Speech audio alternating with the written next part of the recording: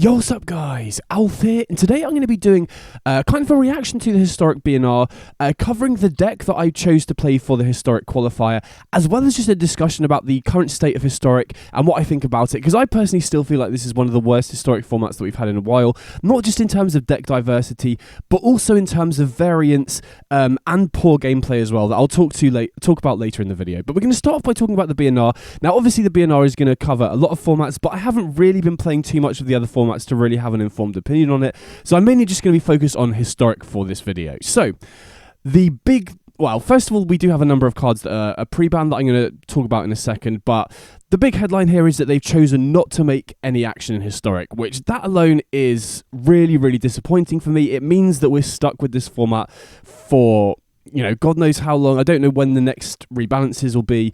And honestly, I kind of predicted this, mainly just from their track record in the past. It seems since they've switched from, suspending and banning cards in Historic to rebalancing them, that they never actually make Historic changes in the BNR alongside the other paper formats. They tend to make changes in the rebalances, which is why I was so concerned when they dropped a rebalance just before the qualifier, and the only changes for Historic they made were Meat Hook Massacre and Fires of Invention, which basically had no effect whatsoever. So that was why I was concerned about that, because I did think, we're going to have to wait until the next rebalance for, them to take any action against Eldrazi. Eldrazi Temple is the card I really want to have affected. Well, I'll talk about that in more detail a little bit later. But, yeah, obviously very disappointing because from what I've seen, the time difference between rebalances, the earliest I've seen is a couple of months. And if we have to deal with this format again for a couple of months, I'm probably just going to move on to other formats like Timeless and Alchemy, potentially. So we'll see how that goes. But the silver lining here is that they do actually acknowledge the decks that are an issue at the moment and say they're keeping an eye on it.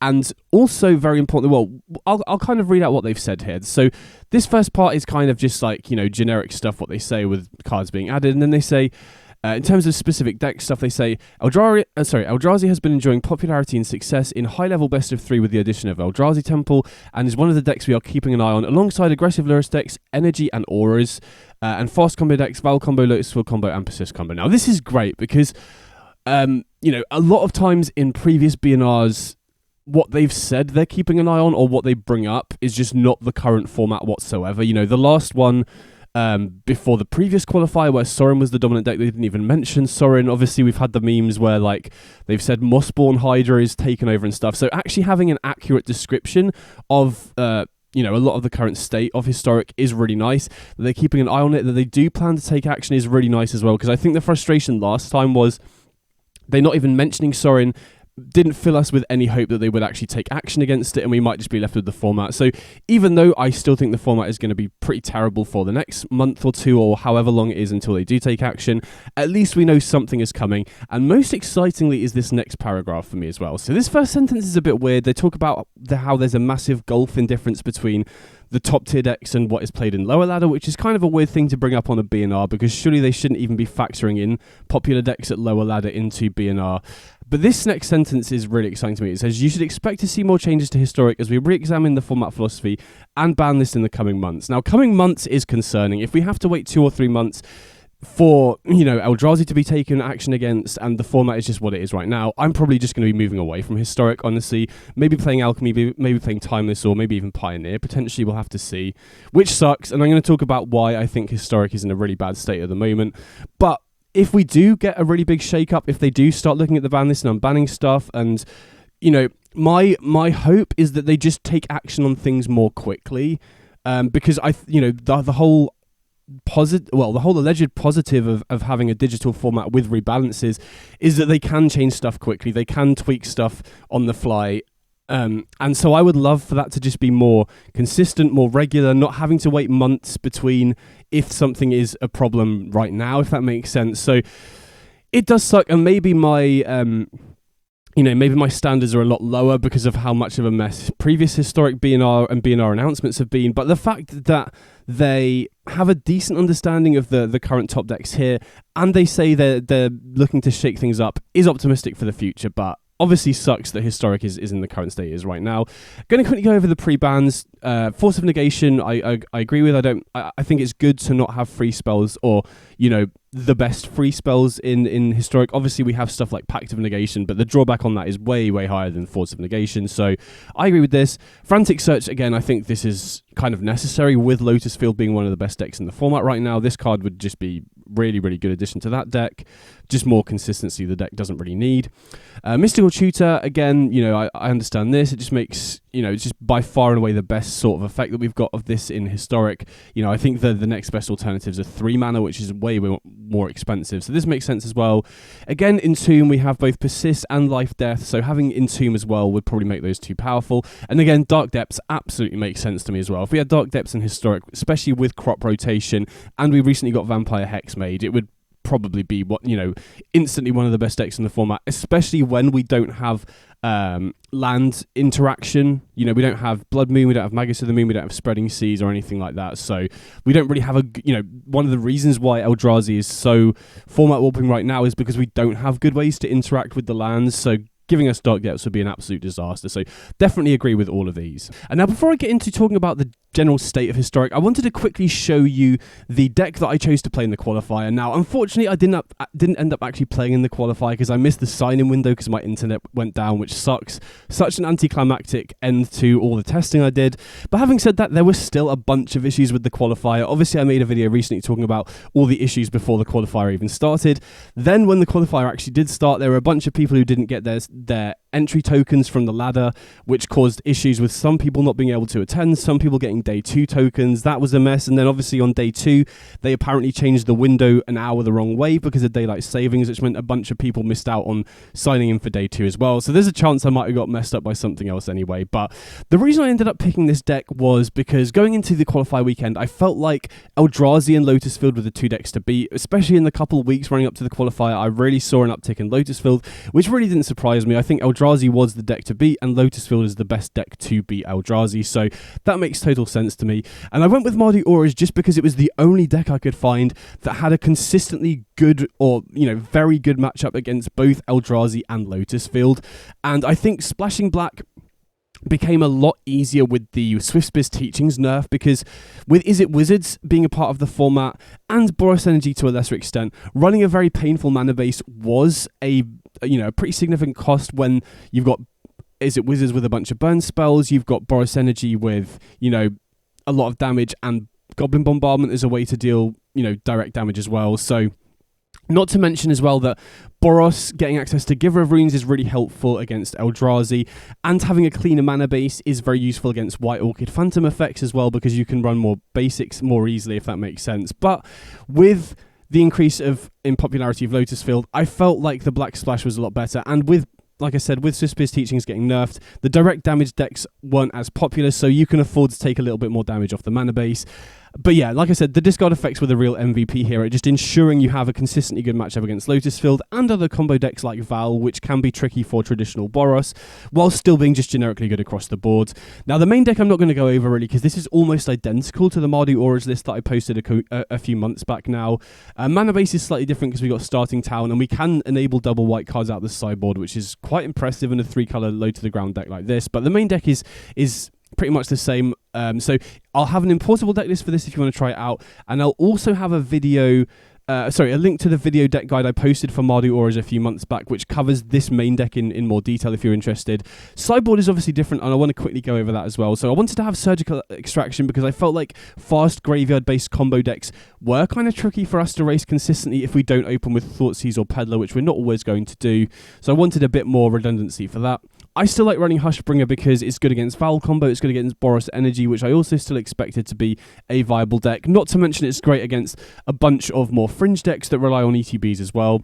Then Leonin Relic Warder is pretty much exclusively for Eldrazi as an answer to Chalice of the Void, as well as their early mana rocks if they don't have Chalice, like Utopia Sprawl or the Talismans. And the reason I've gone for this over alternatives like Prismatic Ending or Meltdown, for example, is because we can bring this in and it doesn't disrupt the ratios of the deck, if that makes sense. I feel like Auras is a deck where you really need to get the ratios right. I always think you need 4 creatures which you are happy to put Auras on, 4 of which can protect your creatures. So if you're running Boros, this is usually the Giver of Runes slot, but obviously we're running Thoughtseize here.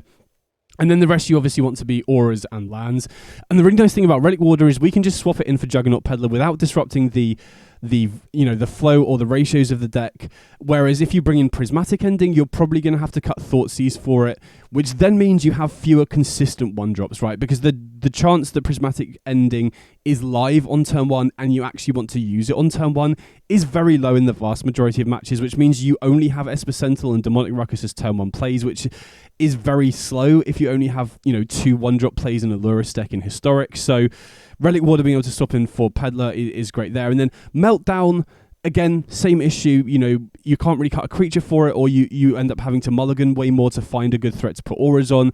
If you cut Thoughtseize for it, you're having fewer 1-drops. Not to mention that the other upside to running a card like Meltdown is it's really good against Affinity, but Affinity is one of your best matchups as auras anyway, so it didn't really feel worth running. So Relic Warder felt like the best option there, and I feel like you do need to have an answer for Chalice X equals 1 in auras, or you're just going to get blown out by Imprint, Labyrinth, Chalice on turn 1. You can't really beat that without having an answer. So I really like Relic Warder. And then finally we've got Magebane Lizard as kind of, just a hate card against Lotus Field to ensure that we are winning that matchup.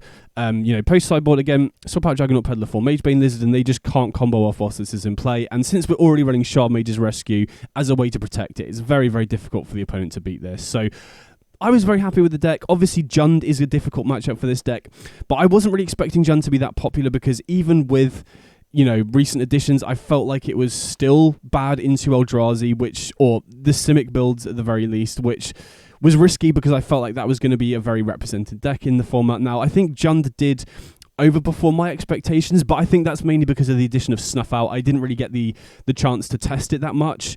But having said that, I still feel like Mardu Auras was probably the best choice for the weekend, even knowing the field now, seeing what did well, for example. And so I'm happy with the deck choice overall, but obviously a shame I didn't get to play. So in terms of my thoughts about the current state of Historic, I still think this is one of the worst Historic formats that we've had in a while, in terms of deck diversity, in terms of gameplay, and in terms of variance as well, which is like the 3 worst things that you can have in the format. And I think most of it comes down to Eldrazi right now. Now, I've already made a full 30-minute video about why I think Eldrazi is having a really bad impact on the format. So if you want more detail, I'll also have that link down in the description. But the main talking points of that video were basically that Eldrazi is really difficult to interact with. Discard spells don't really work. Counter spells don't really work. Creature removal doesn't really work. And there's also not really any good sideboard cards that really improve the matchup either. Or consistently improve the matchup anyway, which means that if your deck doesn't already have a good or even matchup against Eldrazi, it's not really viable because you can't fix the matchup post-sideboard whatsoever, and there isn't really good interaction to do so either, which means that it's massively restricting the number of viable decks in the format, whilst Eldrazi is still about, which it very much still is at the moment, which feels like it's pushing the format to be less interactive and more linear. So it feels to me like the Eldrazi has pushed the format into a situation right now where we have 4 viable top decks, which doesn't sound too bad, but I want to break down what I think those 4 decks are and how they interact with each other. So in my opinion, top tier Historic right now is Eldrazi versus Lotus Field versus Jund versus Auras. Now obviously there are other viable decks. So for example, Val combo is a viable deck and it is decent, but I think it's largely just worse as a combo deck than Lotus Field, because if we have a look at its matchup against those 4 top decks, Val versus Eldrazi has a worse matchup than Lotus Field because they have actual cards that can interact with your gameplay like Dismember, Torpor Orb, Kozilek's Command, whereas Eldrazi, especially Simic builds, don't really have good ways to interact with Lotus Field. Then we've got Val versus Auras, which I do think Val is a little better against Auras, or Mardu Auras, than Lotus Field is, but I still don't think it's a good matchup because they have Thoughtseize, they have Juggernaut Peddler, they have Sheltered by Ghost, they have Hushbringer, all paired with a very fast clock, which doesn't give you much time to draw out of it. So I think it's slightly better against Mardu Auras, but it's still a bad matchup, so it's not really that much better, if that makes sense. Then we've got Val versus Jund, which I think is just worse than Lotus Field versus Jund, because not only are all their discard spells live against you, but all their creature removal is live against you as well, which they can obviously double up on with Jarson and stuff like that as well. So you're worse in 2 out of the 4 matchups and slightly better in 1, but still, worse off. So in my opinion, Val is just worse than Lotus Field. And then, similarly, Boros Energy is another viable aggro deck, but I still think it's largely worse than Auras because it's worse against Eldrazi, it's worse against Lotus Field, and it's better against Jund, but again, it's still a bad matchup for Boros Energy. So again, worse in 2 of the matchups, slightly better in 1, but it's still bad. So there isn't really a good reason, in my opinion, in terms of the current matchup spread, to run Boros Energy over Auras. So in my opinion, it's a 4-deck format. And if we have a look at the matchups between those 4 decks, they're all really heavily weighted in one direction. So, for example, if we have a look at Eldrazi, the Lotus Field matchup is very unfavoured, the Mardu Auras matchup is very unfavoured, and then against Jund, it does depend on the Eldrazi variant, but let's just assume it's the Simic variant, because that's probably the most common one, the most stock one. Even with Snuff Owl and Detective Phoenix, I still feel like Simic is very heavily favoured against Jund from my experience playing it recently. Lotus Field has a very good matchup against Eldrazi, a very bad matchup against Auras, and then the Jund matchup, again, it depends how well the Jund player is prepared in the sideboard, but if Jund has specific sideboard hate cards for Lotus Field, I feel like Jund is very heavily favoured because, you know, the combination of discard spells plus sideboard hate is really difficult for Lotus Field to beat. Then if we look at Auras, the matchup against Eldrazi is really favoured, the matchup against Lotus Field is really favoured, and the matchup against Jund is very, very unfavoured. And then Jund, again, bad matchup against the ramp variants of Eldrazi, good matchup against Lotus Field, and good matchup against Auras. So no matter what, you know, way you pair those 4 matchups, one deck is going to be heavily favoured against the other, which means that best of 3 feels a lot like best of 1, where what you queue into has a bigger effect than how well you play, right? If you choose to queue onto the ladder with Auras and you just face nothing but Eldrazi and Lotus Field, it's very easy to just go X and O, whereas if you just queue into Jund, you're probably going to lose almost all of them. So it feels to me like so much of the current historic metagame depends on what you queue into. And since Eldrazi is really pushing out a lot of the other fringe decks that, you know, would traditionally be able to interact with decks like Lotus Field, Auras, and Jund, they don't really get to be a part of the format because they just auto lose to Eldrazi, if that makes sense. So, in my opinion, if they did end up... Oh, one other thing as well that I think is also important to mention is that all 3 of the other decks outside of Eldrazi that I consider top tier right now are all hateable. They're all able to be beaten with very specific cards, right? Lotus Field has a bunch of really difficult hate cards. Auras is very weak to creature interaction and discard spells. And Jund is a traditional mid-range deck. There are many ways that you can, you know, go over the top of that fairly easily. You know, with a deck like Devotion, for example, you know, that's a deck that Jund really struggles to deal with. And if Eldrazi is replaced by Devotion, then the format feels way more balanced because you can actually interact with Devotion, whereas Eldrazi can't. So in my opinion, if they remove Eldrazi Temple, then more interactive decks can come into the format. Then it's basically, no matter what rises to the top, if Eldrazi goes, there is a solution to it, right? If Lotus Field rises to the top, there's a bunch of hate cards we can run. If Auras rises to the top, you can just sideboard interaction. If Jund rises to the top, then there are ways that you can build your deck to be resilient to Jund. There are also, you know, a bunch of just, you know, powerful proactive decks that can kind of just ignore Jund as well. So it feels to me like if Eldrazi Temple goes, then a bunch of other decks become viable, especially the more interactive decks. And then we go back to Historic, where there's a bunch of tier 2 decks that you can tweak to be good against the current tier 1. There are viable options to interact with the tier 1. So that's my thought on Historic in general. Not only do I think Eldrazi is causing worse gameplay because it's incentivizing less interactive, more linear decks, which results in more 2 ships passing in the night gameplay that I've talked about in previous videos, but I also think that it's causing way more variance in terms of matchup variance, right? Like I said, those 4 decks all have matchups where one side is very heavily weighted, which means, in my opinion, a lot of the matches are decided by what you queue into rather than how well you're playing, which is a real issue for, you know, a competitive format, in my opinion. So that's basically my take on it. I do have a few deck ideas that I want to try in Historic to see how they fare, but for the most part, I think I'm probably going to be moving away from Historic for the next few months until they do, you know, do the next rebalance or whenever it is that they affect this. Definitely let me know in the comments what you think. You know, if you agree with me, if you don't, whether you're going to be sticking with Historic for the next few months until they do ban it, or if they're not. And if you are someone who's moving away from Historic, what format you would like me to try, what format you'd like me to move into, because like I said, I've mainly been focused on Historic for a while, so I would be open to playing, you know, Timeless, Alchemy, potentially moving back to Standard because of the recent bans as well. I haven't played Standard properly in years at this point. So let me know in the comments what sort of formats you'd be interested. Also, let me know if you are someone who is still interested in Historic and would like me to try more decks and see if it works. But for the most part, I think as a brewer, another thing for me personally is, obviously I'm not always going to be able to come up with top tier decks, but since Eldrazi Temple has been legal in the format, this has been the absolute hardest for any new deck to break through, which is not a good sign for format diversity in my opinion. But anyway, I'm going to stop going on about it now. Like I said, let me know in the comments what you think about the BNR in general and Historic, and I'll catch you all in the next one. Big up.